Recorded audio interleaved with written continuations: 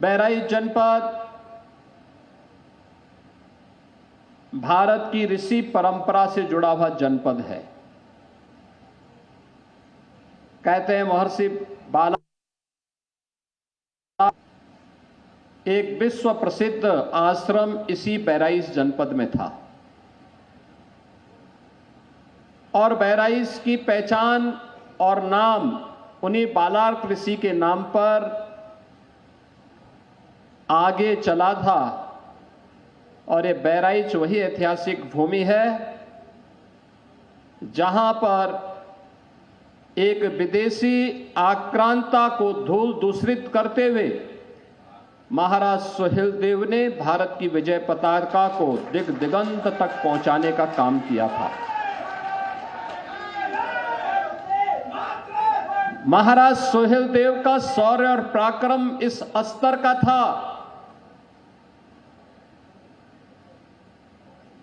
उन्होंने विदेशी आक्रांताओं के साथ जो शौर्य और पराक्रम का परिचय दिया था उसी की परिणति थी कि 150 वर्षों तक कोई विदेशी आक्रांता भारत पर हमला करने की कोई दुस्साहस नहीं कर पाया था। बहनों और भाइयों, ऐसी पावन धरा को जो ऋषि बालार्क की साधना से पवित्र हुई हो, जिस पावन धरा को अपने शौर्य और पराक्रम से महाराज सुहेलदेव ने विजय भूमि के रूप में बदल करके इसे बहराइच की पहचान दी, इस बहराइच की पावन धरा को नमन करते हुए मैं आप सबका हृदय से अभिनंदन करता हूं। बहराइच को उसकी पहचान से वंचित करने का प्रयास हुआ था और यही कारण था पिछली सरकारें घोषणा करती थी, घोषणे पे घोषणा करती थी, कार्य नहीं हो पाते थे। मेपुरवा तहसील आज तक भवन नहीं, जबकि एक सामान्य नागरिक के लिए सबसे ज्यादा उसका कार्य पड़ता है तहसील से। भूमि संबंधी रिकॉर्ड हो, उसके पैमाइश की कार्रवाई हो, वरासत की कार्रवाई हो, नामांतरण हो, बंटवारे का कार्य हो या फिर लैंड यूज से जुड़ी हुई, ये सभी मामलों का निस्तारण का केंद्र तो तहसील है। आपको अपने विरासत को आगे बढ़ाना हो, खेत के कागजात आपको चाहिए, उसका केंद्र तो तहसील है। जब तहसील की अपना भवन ही नहीं होगा, एक सामान्य न्याय को राजस्ववाद से जुड़े हुए मामलों में क्या न्याय मिल पाएगा? बहनों और भाइयों, जब 2017 में भारतीय जनता पार्टी के डबल इंजन की सरकार प्रदेश में आई, उस समय 33 लाख से अधिक ऐसे मामले थे, राजस्ववाद थे जो लंबित पड़े थे। 33 लाख से अधिक मामले, जिसमें वरासत का मामला था, नामांतरण का मामला था, लैंड यूज के मामले थे, बंटवारे के मामले थे, पैमाइश के मामले थे। आप अनुमान करिए कि 33 लाख मामले अगर लंबित हैं तो गांव-गांव में मारपीट होना, बलवा होना, दबंगों के द्वारा गरीब की जमीन को जबरन हथिया लेना, ये आम बात रही होगी।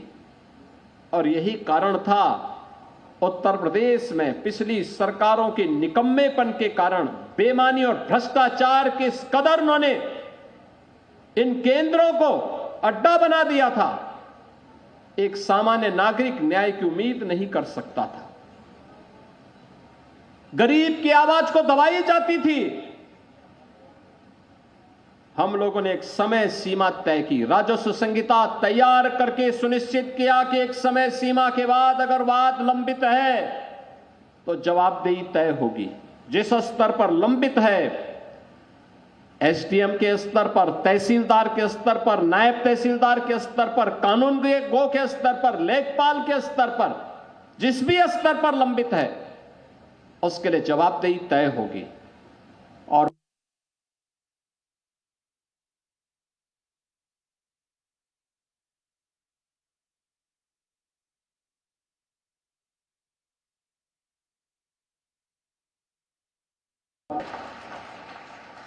सरकार की कार्रवाई का परिणाम है कि एंटी भूमाफिया टास्क फोर्स के माध्यम से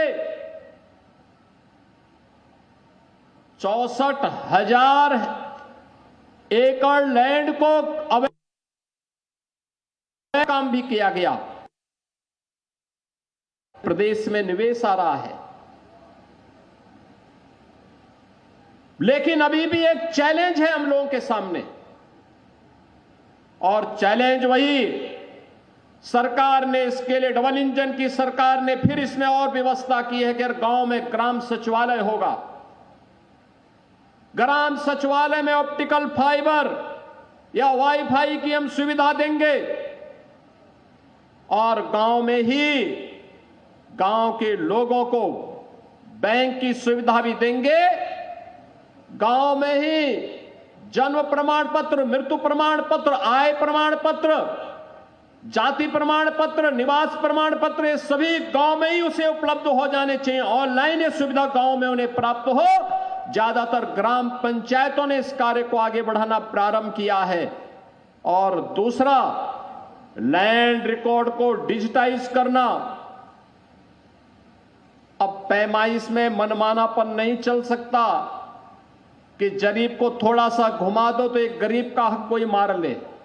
ये तो सारे के सारे हम सैटेलाइट के माध्यम से ऐसी व्यवस्था करेंगे कि 1 इंच लैंड भी किसी गरीब की मारी नहीं जाएगी, और इस व्यवस्था को लागू करने के लिए सरकार आगे बढ़ चुकी है। इसके लिए अच्छी तहसील भवन की आवश्यकता थी, और इसीलिए आज मैं स्वयं ही मिहीपुरवा में आया हूं, इस मोतीपुर में आया हूं, आप सबको समर्पित करने के लिए, इस तहसील भवन को करने के लिए आया हूं। अब ऐसा भी नहीं हो सकता कि यहां तहसील में जिन अधिकारियों की तैनाती होगी वे बहराइच में रहेंगे, नहीं, उनके लिए आवास भी यहीं बनेगा, और यहीं पे कैंपस में रह करके उस समस्या का समाधान भी करेंगे। हमने पहले ही कह रखा है, जहां तहसील है, जहां ब्लॉक है, जहां थाना है, जहां सर्किल है, वहां के अधिकारी वहीं पे रहे, रात्रि निवास वहीं पर करें, क्योंकि बहानेबाजी नहीं चल सकती। और वहीं पर रहने के लिए उन्हें कहा गया है। बहनों और भाइयों, जब ये आवासीय सुविधा बनेगी और सुविधाएं यहां पर हो जाएगी, जिससे लोगों को समय से न्याय मिले, लोगों का एहसास हो, किसी गरीब के साथ, किसी किसान के साथ, किसी नौजवान के साथ, किसी महिला के साथ अन्याय न हो। ये डबल इंजन की सरकार प्रधानमंत्री मोदी जी के नेतृत्व में इसको प्रभावी ढंग से लागू करने के लिए पूरी प्रतिबद्धता के साथ लगी हुई है। और इसी तरह से बहनों भाइयों, आज मुझे यहां पर इस तहसील के लोकार्पण कार्यक्रम है, आवासीय भवनों के शिलान्यास कार्यक्रम के लिए स्वयं यहां पर आना पड़ा है। मैं पिछले दिनों भी बहराइच आया था, बरसात के बाद, जब यहां पे भेड़िया के आतंक से लोग परेशान थे, और मैं देख करके बहुत चौंका था। वो भेड़िया जो है यहां पे सामान्य दिनों में तो कोई नुकसान, अचानक यहां पर जनहानि करनी प्रारंभ कर दी थी। काफी बच्चों को उसने अपना शिकार बनाया था, और अंततः पकड़ा गया। आखिर ये सब चीजें जो आ रही हैं, हम लोगों ने पहले ही मानव वन्य जीव संघर्ष को आपदा की श्रेणी में रख करके, यद्यपि किसी जनहानि की भरपाई नहीं हो सकती, लेकिन उस परिवार को मुआवजा मिल सके, मुआवजा देने के लिए ऐसे लोगों को हम लोगों ने पहले व्यवस्था कर दी है और वह 5 लाख रुपए का हम तत्काल उन लोगों को आपदा राहत कोष से धनराशि भी उपलब्ध करवाते हैं जो लोग मानव वन्य जीव संघर्ष के शिकार होते हैं। अनंत संभावनाओं को समेटे हुआ यह बहराइच जनपद घाघरा और सरयू नदी के तट पर स्थित है। खेती उपजाऊ है, अत्यंत उर्वरा भूमि है, पर्याप्त वन संपदा है। कर्तनिया यहां पर एक वन्य जीव का अभयारण्य भी है, पर्यटन की अनंत संभावनाएं हैं और अब तो बहराइच में उनका मेडिकल कॉलेज भी बन गया है और बहराइच में महाराज सुहेलदेव का विजय स्मारक भी बनकर के तैयार हो गया, जिसको कुछ ही दिनों में लोकार्पण की कार्रवाई संपादित होगी। बहनों और भाइयों, ये वही जनपद है जो पहले अव्यवस्था और अराजकता का शिकार हुआ करता था। आज बहराइच में कोई अव्यवस्था नहीं फैला सकता, कोई नहीं फैला सकता। आज उत्तर प्रदेश में आप देख रहे होंगे महाकुंभ के इस भव्य आयोजन के बाद पूरी दुनिया उत्तर प्रदेश की तरफ कौतूहल की निगाहों से देख रही है। आपने अभी 2 दिन पहले देश की संसद में आदरणीय प्रधानमंत्री जी के द्वारा महाकुंभ पर दिए गए वक्तव्य को आप लोगों ने सुना होगा। प्रधानमंत्री जी ने भूरी भूरी प्रशंसा की है उत्तर प्रदेश वासियों की और महाकुंभ के आयोजन की। मानवता का इतना बड़ा आयोजन दुनिया में कहीं नहीं हुआ है, कोई नहीं कर सकता है। उत्तर प्रदेश में हुआ है। मां गंगा, मां यमुना, मां सरस्वती की त्रिवेणी के संगम में 66 करोड़ से अधिक लोग श्रद्धालु जनों का आगमन। ये भारत की महान सनातन संस्कृति की युग गाथा को अनंत काल तक गाने के लिए आने वाली पीढ़ी को विरासत के रूप में छोड़ चुकी है और उसी परंपरा का एहसास कराने के लिए आज मैं आपके पास आया हूं। आप सबसे कहने के लिए, एक तरफ एक भारत श्रेष्ठ भारत की परिकल्पना साकार हो रही है, पूरा देश एकजुट होकर के कार्य कर रहा है। उन स्थितियों में मैं सभी उत्तर प्रदेश वासियों से कहना चाहूंगा, जब भारत की सनातन संस्कृति और भारत की परंपरा का गुणगान दुनिया कर रही है, तब भारत के महापुरुषों के प्रति श्रद्धा और सम्मान का भाव हर नागरिक का दायित्व होना चाहिए। उन स्थितियों में किसी भी आक्रांता को महिमा मंडन नहीं करना चाहिए।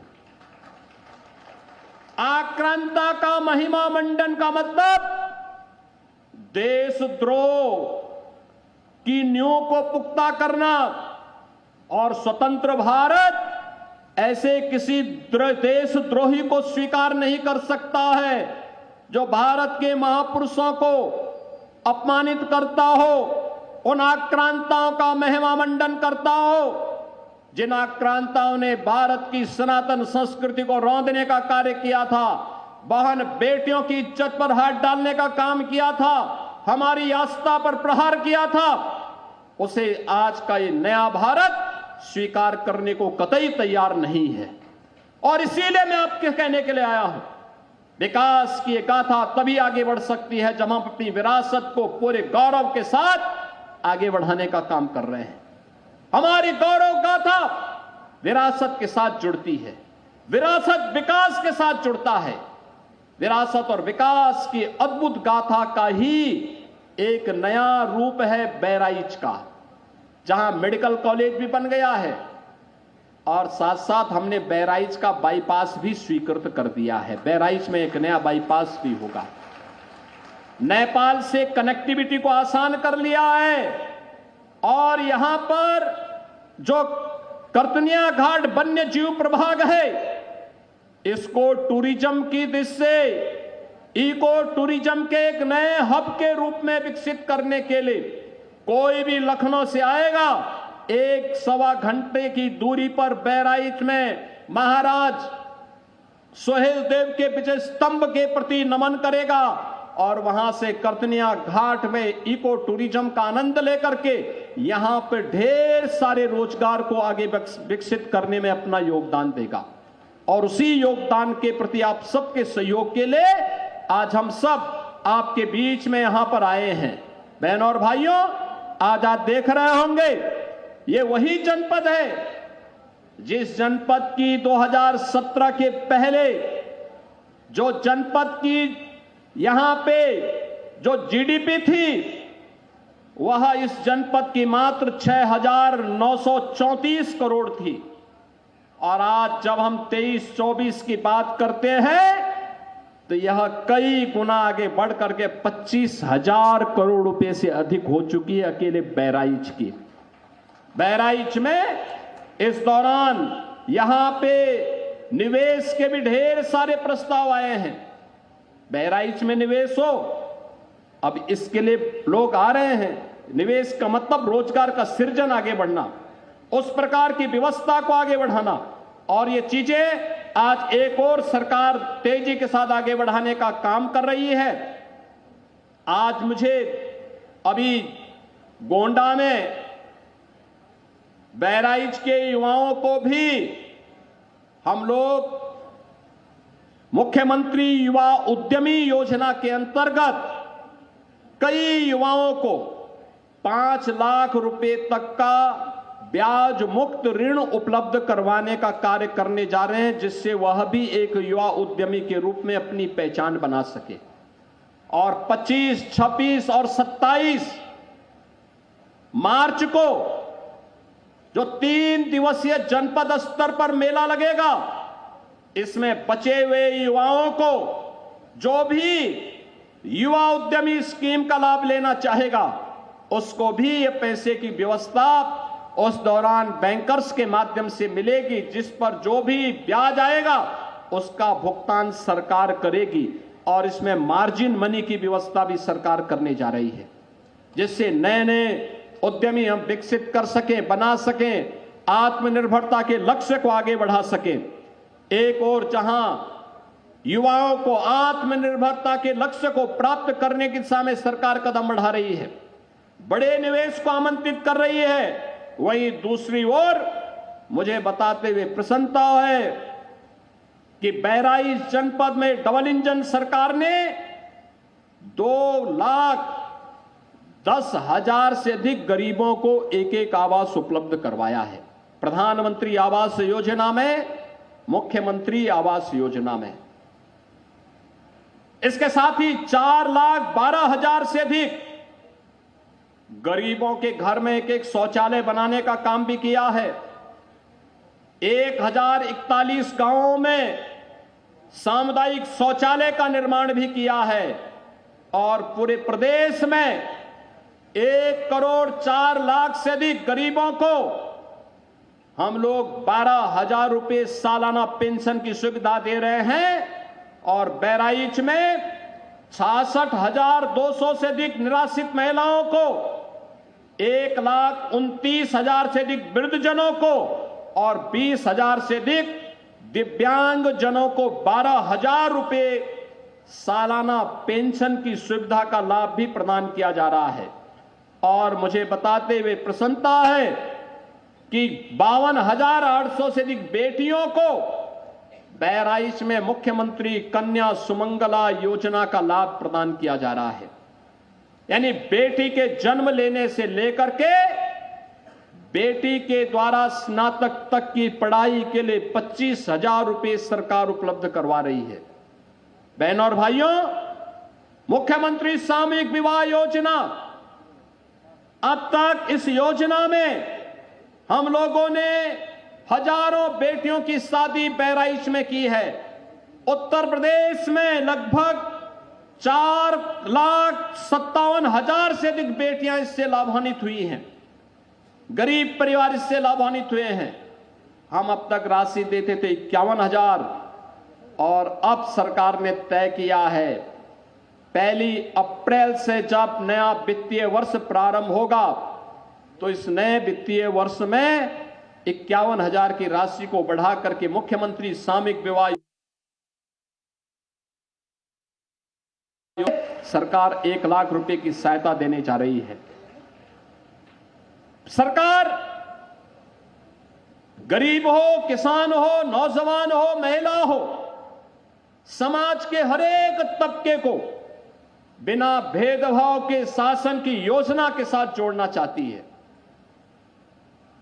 और शासन की योजना जब बिना भेदभाव के सबको मिल रही है तो हमारे भी दायित्व बनता है कि हम भी विकास की इस प्रक्रिया का हिस्सा बने। उसी प्रक्रिया का हिस्सा बनाने के लिए आज मैं आपके बीच यहां पर आया हूं। मैं आप सबसे ये कहूंगा, याद रखना विकास का कोई विकल्प नहीं हो सकता।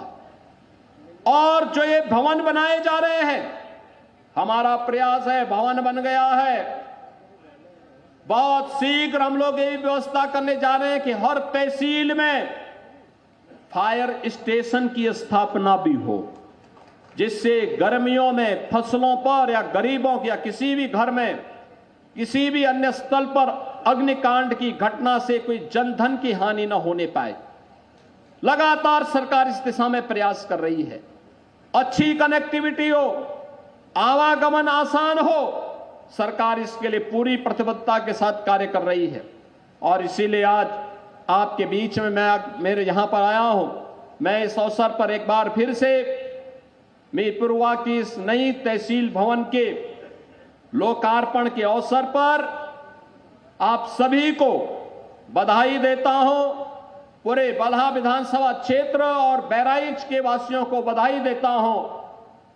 आप सबको मैं आगामी चैत्र नवरात्रि का कार्यक्रम प्रारंभ होने जा रहा है 30 मार्च से, नवरात्रि की भी और रामनवमी की भी हृदय से बधाई देते हुए अपनी शुभकामनाएं देता हूं और विश्वास करता हूं कि सुशासन और विकास की इस रफ्तार के साथ कदम से कदम मिलाकर के आप हमारे जनप्रतिनिधियों के साथ आगे बढ़ेंगे। आप सबके प्रति मेरी शुभकामनाएं। धन्यवाद। जय हिंद। और चलिए वक्त एक छोटे से ब्रेक का है, फौरन लौटेंगे कुछ और खबरों के साथ।